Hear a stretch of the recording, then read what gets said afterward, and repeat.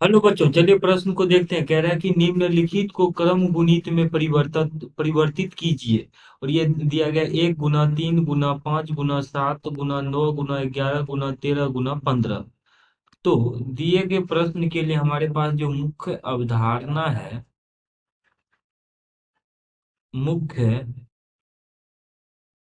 अवधारणा यदि हम इस प्रश्न के लिए देखें तो n क्रम गुणित का मान होता है n गुना n-1 गुना n-2 गुना से लेकर के ये अंतिम पद गुना में एक आता है, जब n में हम घटाते जाते हैं इस तरीके से। तो अब देखिए, यहाँ पे हमसे प्रश्न में पूछा गया है कि 1 गुना 3 गुना 5 गुना 7 गुना 9 गुना 11 गुना 13 गुना 15, इसे हमें क्रम गुणित में परिवर्तित करना है। तो इसमें हम लगातार यहाँ पे संख्याएं आनी चाहिए। ये जितने भी यहाँ पे संख्याएं हैं, प्राकृतिक संख्याएं या पूर्ण संख्याएं, वो लगातार होना चाहिए।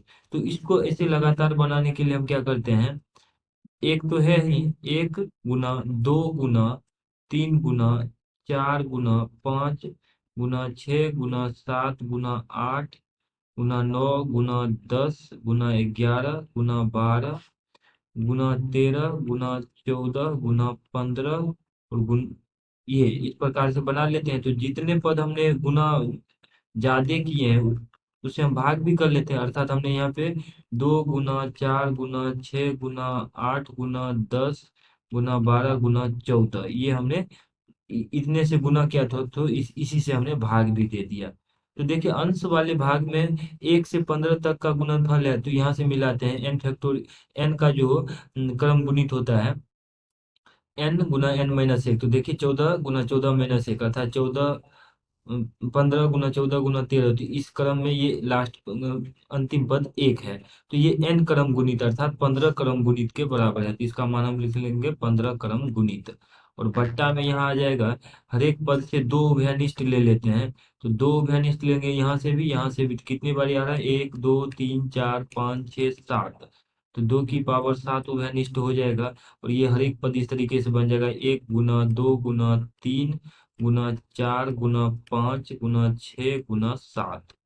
अब इसको पुनः क्रम गुणित के रूप में अगर हम व्यवस्थित करके लिखें तो ये आ जाएगा 1/2 की घात 7 और गुना में 15 क्रम गुणित और भट्टा में आ जाएगा 7 क्रम गुणित के बराबर।